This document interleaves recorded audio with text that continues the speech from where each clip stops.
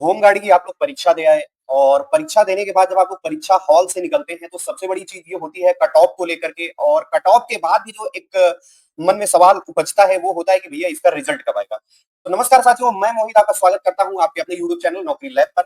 और आज के वीडियो में मैं आपको बताऊंगा जो होमगार्ड का रिजल्ट है, रिजल्ट आपका कब तक आउट होगा। और आपने अब तक 50 वीडियो देखे होंगे, 50 वीडियो में बहुत सारा कट ऑफ बताया गया होगा। तो मैं आपको इतने सारे वीडियो देखने के बाद, डेटा को एनालाइज करने के बाद मैं आपको आज बताऊंगा कि जो इसका एग्जैक्टली कट ऑफ होगा वो कट ऑफ आपका क्या रहेगा और कितने नंबर वाले लोग फिजिकल की तैयारी करें।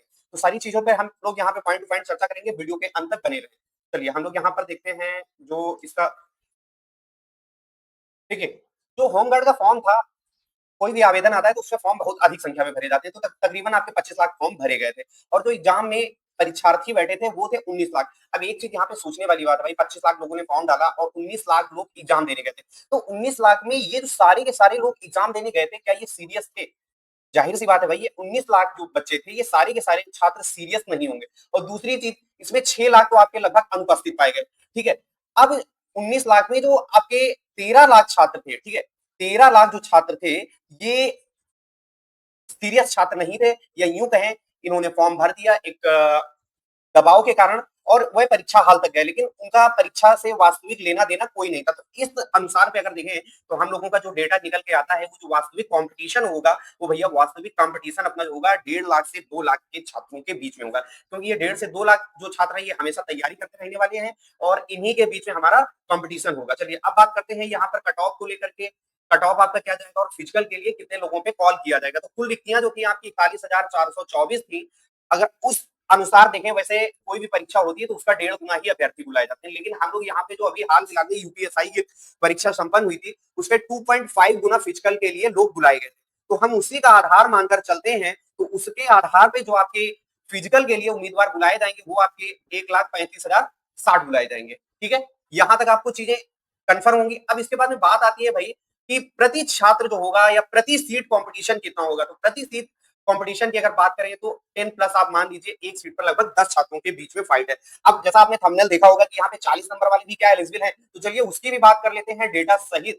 तो देखो भाई, जिस जिले में या जिस जनपद में आपकी वैकेंसी ज्यादा थी, ठीक है, जिस जनपद में वैकेंसी ज्यादा थी वहां का कट ऑफ हो सकता है, हो सकता नहीं है, लगभग जहां पे वैकेंसी ज्यादा थी वहां कट ऑफ आपका कम जाएगा और जहां पे वैकेंसी कम थी, ठीक है, वहां पे आपका कट ऑफ अधिक जाएगा। तो उस परिवेश में या उसके परिप्रेक्ष्य में देखें तो 45 अंक वाले भी अपने आप को दौड़ के लिए चयनित माने। लेकिन ये चीज वहां पर निर्भर करती है कि आपने आपने किस जिले से आवेदन किया है। अगर आपके जिले में वैकेंसी अच्छी खासी है तो आप अपने आप को फिजिकल के लिए एलिजिबल मानिए। चलिए आगे देखते हैं।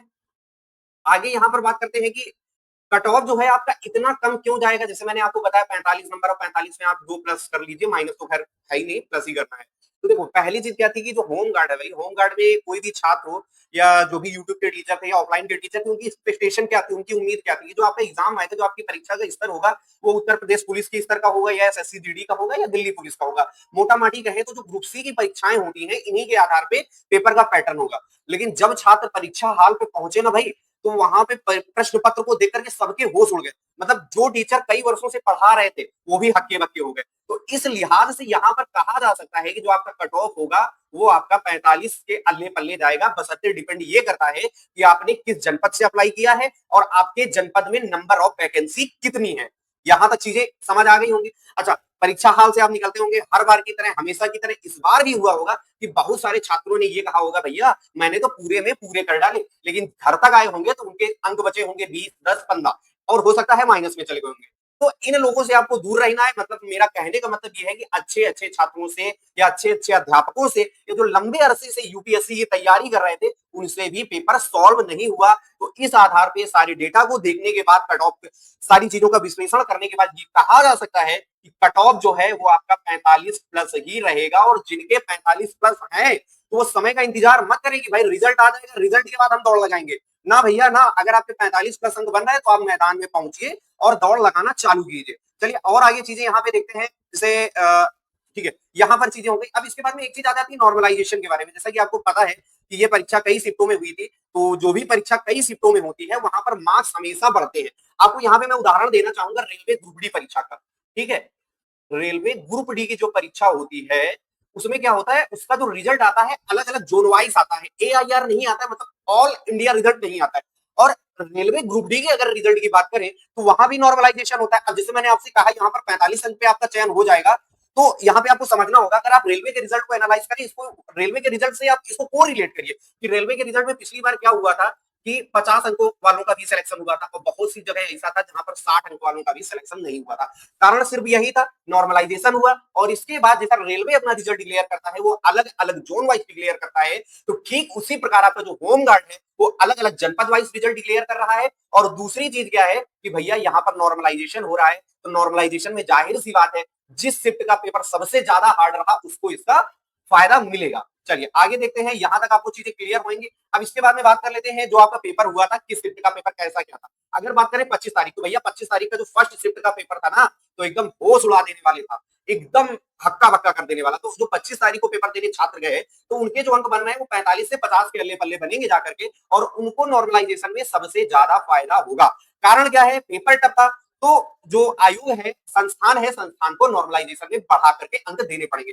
सेकंड शिफ्ट की बात करें तो मॉडरेट टू टफ था, तो यहां पर आपको 3 से 5 अंक की बढ़त देखने को मिलेगी। 26 की बात करें तो 26 में आपको 2 से 5 अंक की बढ़त देखने को मिलेगी, और इसी प्रकार से 27 में भी आपको 2 से 5 अंक की बढ़त देखने को मिलेगी। अब बहुत सारे छात्रों के मन में ये सवाल उठ रहा होगा, क्या भैया नॉर्मलाइजेशन से हमारे अंक कम होंगे? तो भाई आपके नॉर्मलाइजेशन से होमगार्ड के पेपर में अंक तो कम नहीं होने वाले, क्योंकि जो पेपर था आपका भाई, पेपर बड़ा टफ लेवल का था। वाकई वो होमगार्ड स्तर का नहीं था, वो पेपर आपका यूपीएससी स्तर का था। मतलब जो छात्र 5 साल से भी तैयारी कर रहा है या जो अपने आप को जीएस का बहुत बड़ा धुरंधर मानते हैं, तो शायद उनके भी कान से धुआं निकलने लगता, पेपर इस लेवल का था। चलिए यहां तक आपको चीजें समझ आ गई होगी होपफुली। अब इसके बाद में बात करते हैं, इसी वजह से मैंने आपको बताया कि 45 अंक वाले भी जो छात्र हैं वो तैयार रहे, आपको फिजिकल देने को निश्चित तौर पे मिलेगा, क्योंकि यहाँ पे नॉर्मलाइजेशन हो रहा है। और जो आपके बोनस अंक होंगे वो 10 से 15 अंक आपके तकरीबन बोनस अंक बन जाएंगे। ठीक है, ओके। अब सबसे बड़ी चीज जिसका आपको बेसब्री से इंतजार है, या एग्जाम हॉल से निकलते ही सबसे ज्यादा आपको परिणाम की चिंता होती है, क्योंकि हर उस व्यक्ति को परिणाम की चिंता होती है जो कर्म करता है।